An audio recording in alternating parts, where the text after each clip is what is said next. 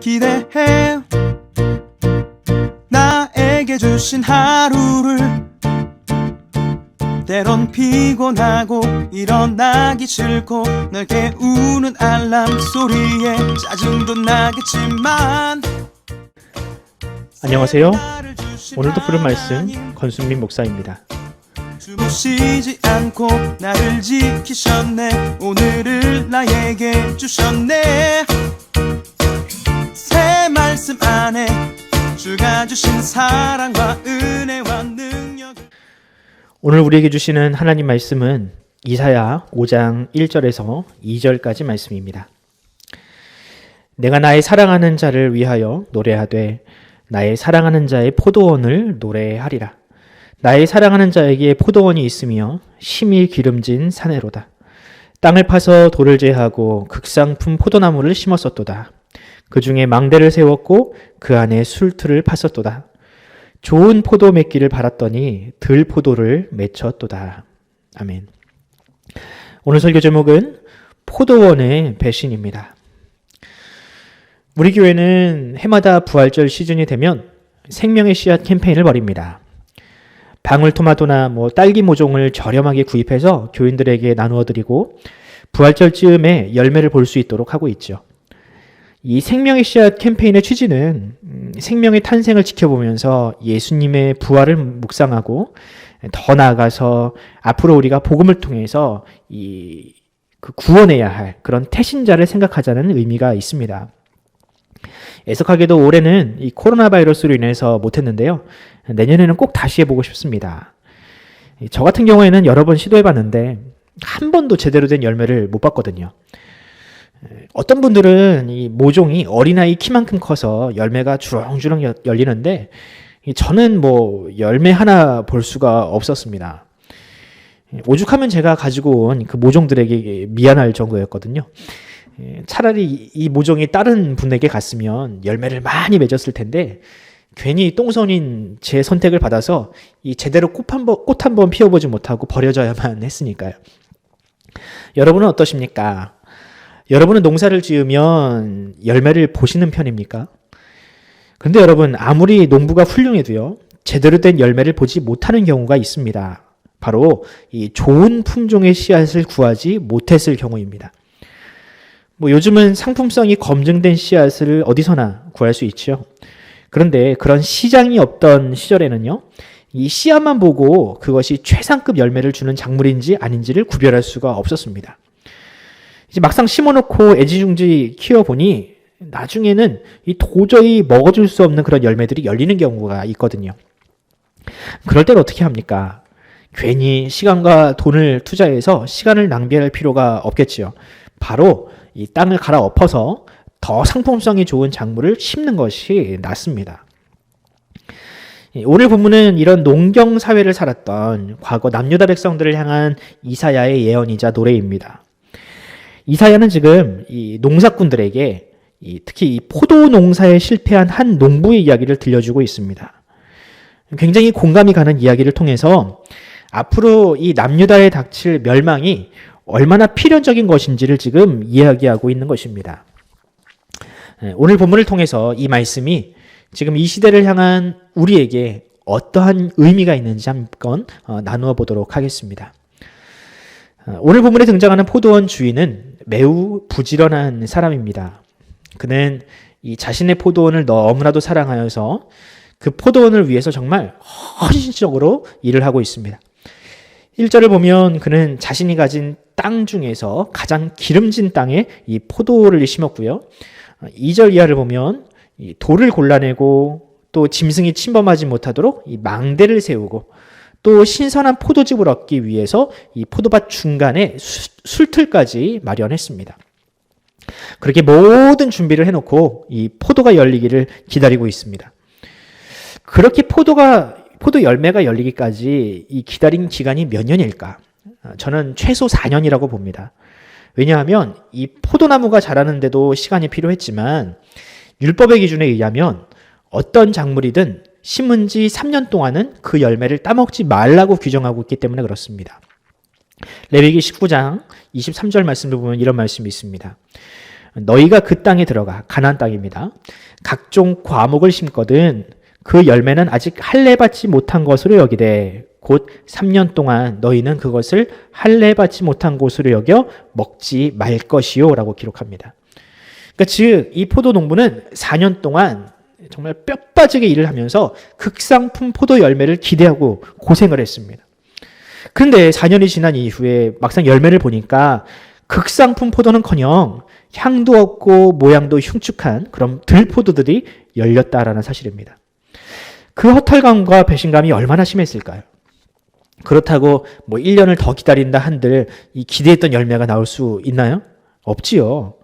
왜냐하면 일단 종자 자체가 불량인 포도나무에게 어떠한 정성을 기울여도 제대로 된 열매가 나올 수 없기 때문입니다. 만약에 이런 상황에 여러분이 처하신다면 여러분들은 어떻게 하시겠습니까? 지난 4년의 시간이 아깝다고 그것을 그냥 그 밭에 방치하겠습니까? 아니지요. 차라리 내가 3년을 더 고생하더라도 이번에는 제대로 된 종자를 구해서 다시 심는 것이 더 지혜로운 결정이 아닐까요?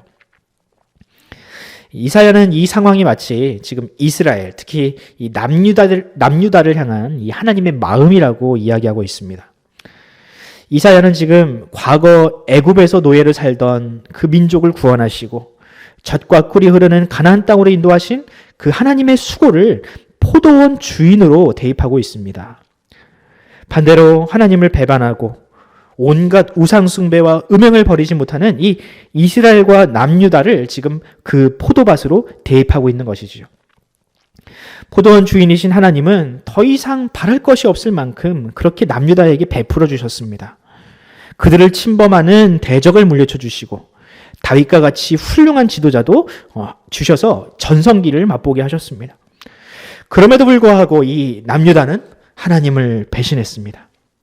하나님께서 그들에게 그렇게 몰아주실 때는 그들에게 기대했던 것이 있었는데 이 최상급 열매, 바로 율법의 목적인 공의와 정의를 기대하셨는데 정작 오늘 보면 5장 8절 이하를 보면 그들이 하나님께 돌려드린 것은 탐욕이라는 죄, 11절을 보면 술 취함과 방탕함이라는 죄, 19절을 빈정거림이라는 죄, 20절 도덕적 해이라는 죄, 21절 교만이라는 죄, 23절 불공정한 재판이 횡행하는 이런 죄악들이 그 땅에 가득했습니다.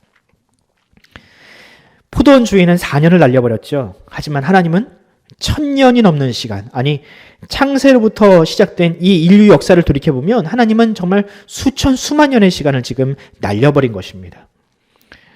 그러므로 이 남유다를 향한 이 하나님의 심판은 정말 피할 수 없는 현실이 되었습니다.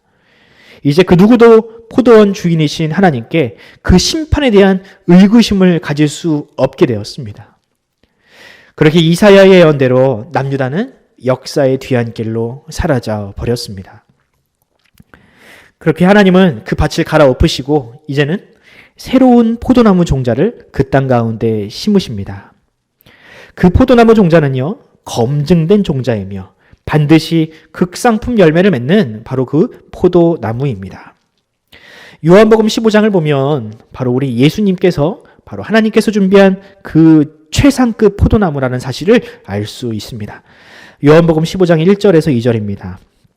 내가 참 포도나무요 내 아버지는 그 농부라.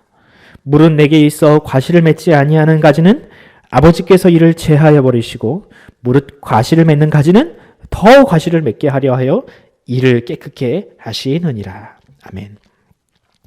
과실을 맺지 못하는 나무는 이 심판을 당했습니다. 그리고 예수 그리스도라는 새로운 포도나무가 그 땅 가운데 심기었습니다. 이제 우리가 예수님을 믿는다면 우리는 그 예수 그리스도 안에서 그분과 한 몸이 되어 과거 구약의 백성들이 맺지 못했던 바로 그 열매들을 맺을 수 있게 되었습니다. 그 열매는 무엇인가요? 바로 공의와 정의와 사랑이라는 열매입니다.